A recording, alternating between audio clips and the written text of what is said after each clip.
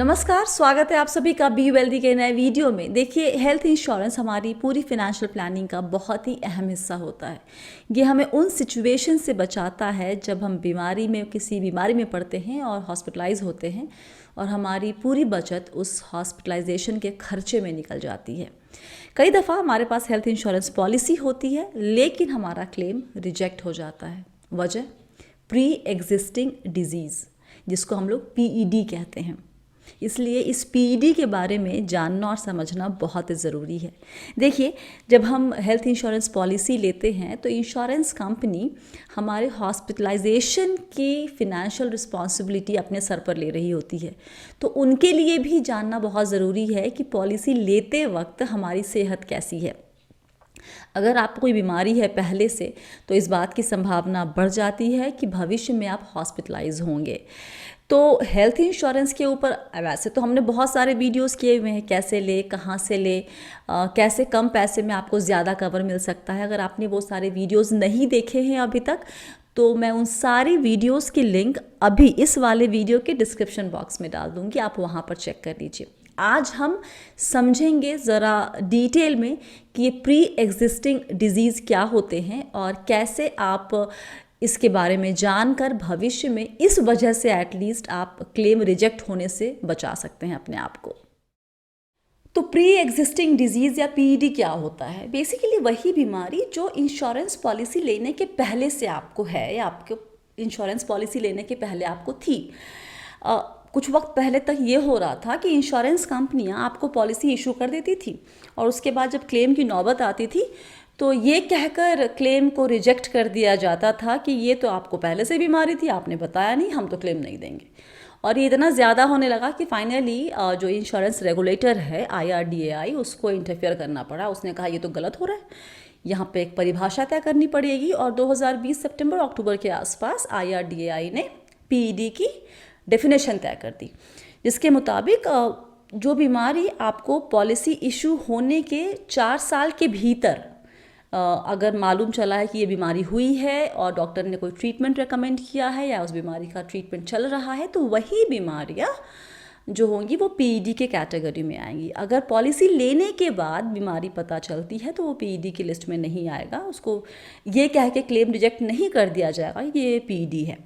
तो उसको उदाहरण से आप समझ लीजिए, जैसे कि मान लो 2015 में किसी को TB होता है, ओके, और 2015 में ही ट्रीटमेंट चला, वो शख्स ठीक हो गया। अब 2022 में वो शख्स जा रहा है अपने लिए हेल्थ इंश्योरेंस पॉलिसी लेने, तो क्या PED की लिस्ट में वो TB आएगा? नहीं आएगा, क्योंकि वो 2015 में हुआ था। 2015 से 2022 जब पॉलिसी इशू होने का साल है 2022, उसके 4 साल के भीतर वो बीमारी ना उसको हुई है ना उसका ट्रीटमेंट चला है, तो वो PED के लिस्ट में नहीं आएगा। तो इस बात को आपने ध्यान में रखिए कि जब आप हेल्थ इंश्योरेंस पॉलिसी लेने जाएंगे और आपसे PED के बारे में पूछा जाएगा, तो आपने ये ध्यान देना है कि क्या कोई बीमारी आपको पता चली है पॉलिसी इशू वाले या पॉलिसी जिस महीने में आपको मिलने वाली है उस महीने से लेकर बीते 4 साल के दौरान कोई बीमारी पता चली है या किसी बीमारी का ट्रीटमेंट हुआ है कि नहीं।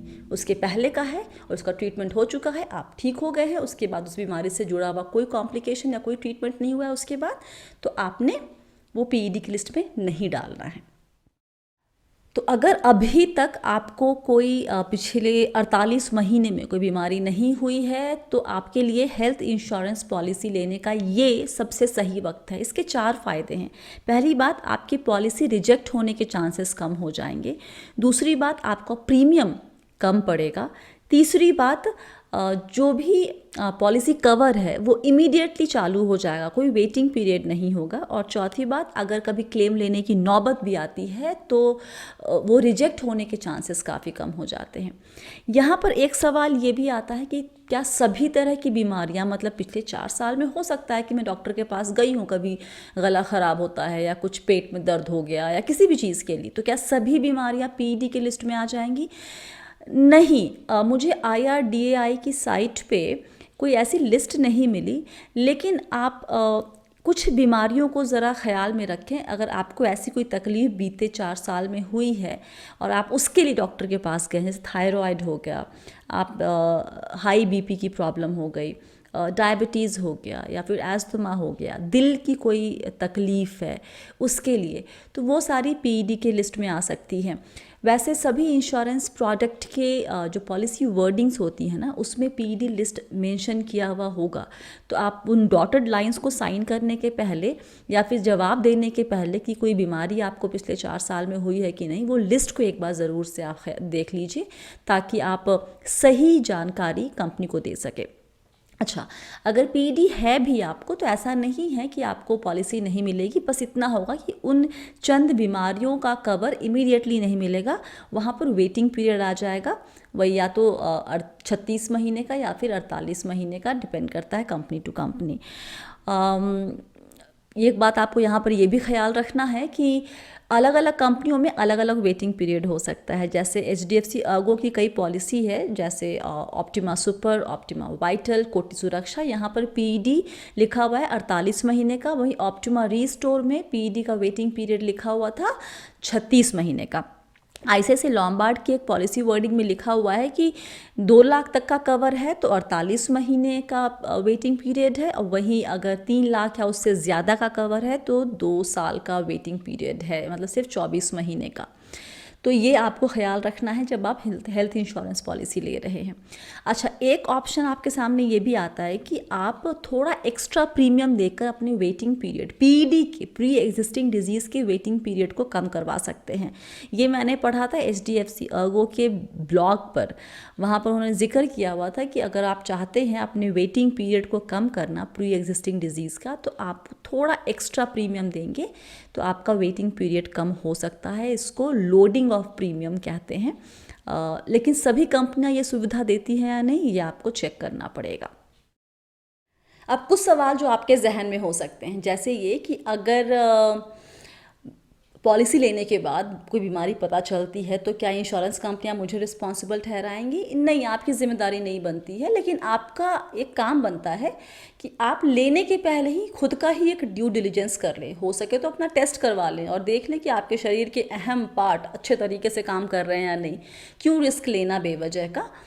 हालांकि ज़्यादातर केसेस में इंश्योरेंस कंपनियां ही टेस्ट करवा लेती हैं, लेकिन आप अपनी तरफ से भी अपनी तैयारी करके रखें। दूसरा ये कि अगर कई दफ़ा ऐसा भी होता है कि हम पॉलिसी लेते वक्त कोई जानकारी अनइंटेंशनली, मतलब जहन से निकल जाता है, कोई नियत नहीं है छिपाने की, बस निकल गया जहन से, नहीं बता पाए, अब लग रहा है बताना चाहिए, तो क्या बताऊं? ज़रूर, अगर आपको लगता है कि कोई जानकारी अहम है तो बता दीजिए उनको। उसके बाद कंपनी को तय करने दीजिए कि वो क्या करेंगी, वो प्रीमियम बढ़ाएंगी या फिर उसको पीईडी की लिस्ट में सिर्फ डाल के और उसको छोड़ देंगी। आपको वेटिंग पीरियड तक का इंतज़ार करना पड़ेगा उसके कवर के लिए। तीसरा सवाल, हमने सुना है कि भाई मोराटोरियम होता है 8 साल का हेल्थ इंश्योरेंस में, वो बीत जाने के बाद कंपनियां क्लेम रिजेक्ट नहीं कर सकती। सही सुना है, होता है 8 साल का मोराटोरियम, लेकिन 2 ग्राउंड है यहाँ पर भी जहाँ पर जिसके बिना पर आपका क्लेम रिजेक्ट हो सकता है, अगर कंपनी ये प्रूव कर दे कि आपने फ्रॉड किया है तो। और दूसरा कि उनकी एक लिस्ट होती है, परमानेंट एक्सक्लूशन लिस्ट, अगर आपकी बीमारी उसमें, उस कैटेगरी में, उस लिस्ट में आती है तो फिर वो कवर नहीं होगा, वो कंपनियां मना कर देंगी। अगर चौथा एक सवाल ये आता है कि अगर बीमारी पॉलिसी लेने के बाद बीमारी होती है तो कवर मिलेगा क्या? हाँ मिलेगा, कवर मिलेगा। मैंने पहले सवाल के जवाब में भी कहा था कि वो आपकी जिम्मेदारी नहीं, आपको पता ही नहीं था कि पहले बीमारी है तो कैसे आप उसको बताएंगे। लेकिन जब आप पॉलिसी रिन्यू नहीं, इनफैक्ट जब पॉलिसी का कवर आप बढ़ाने जाएंगे, कई दफ़ा होता है ना कि हमने आज 2 लाख की पॉलिसी ली है, फिर हमें लगा कि नहीं ये कवर सफिशिएंट नहीं है, इसको हम 5 लाख कर देते हैं। तो जब आप 5 लाख करवाने जाएंगे उस वक्त आपको बताना होगा कि ये आपका ये बीमारी आपको हुई थी, उसका कवर आपको कंपनी ने दिया हुआ था, इनफैक्ट आपने क्लेम लिया था, तो वो जानकारी आपको देनी चाहिए। तो मोटा मोटी ये होता है प्री एग्जिस्टिंग डिजीज़ का पूरा खेल। देखिए, कुछ बड़ी बीमारियों को जैसे एचआईवी हो गया, कैंसर को छोड़ दीजिए अगर, तो बाकी सभी बीमारियों को पीईडी में शामिल करके आपको पॉलिसी मिल जाती है। उसके लिए आपको बहुत ज़्यादा परेशान होने की ज़रूरत नहीं है। बस ये होता है कि वेटिंग पीरियड होता है, उसको भी कम करवाने का तरीका मैंने आपको बताया कि आप थोड़ा लोडिंग ऑफ प्रीमियम करवा सकते हैं और वेटिंग पीरियड कम करवा सकते हैं। और ये भी देख लीजिए कि जो इंश्योरेंस कंपनियां ज़्यादा कवर पे शायद आपको कम वेटिंग पीरियड दे रही है पीईडी के लिए, आप वो भी चेक कर सकते हैं।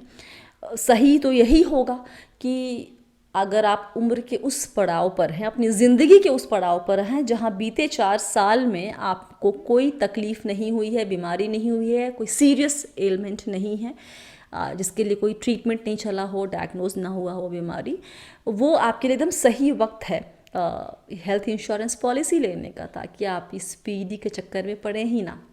तो फिलहाल के लिए इतना ही आज के वीडियो में।